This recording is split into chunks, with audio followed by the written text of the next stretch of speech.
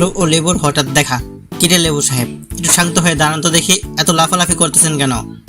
আরে ভাই, আমি তো লেবু, স্থির থাকলে চলবে? আমার শরীরে এখন রস টকবক করতেছে।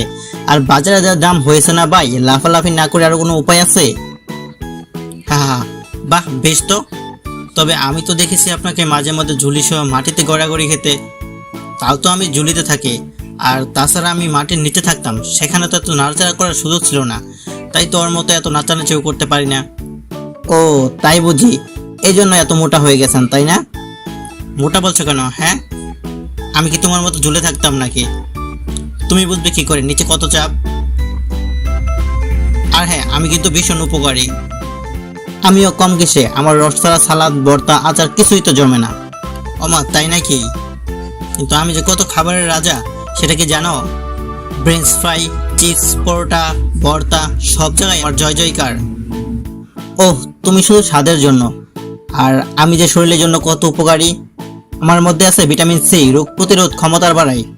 ও আচ্ছা আচ্ছা, বাজারে উচ্চ দাম হয়েছে বলে গলা আর পায়ে এত জোরাজোরি বেড়ে গেছে তাই না? হ্যাঁ বেড়েছে, তাতে তো আর কি, যা চোখের সামনে থেকে যায় এখন।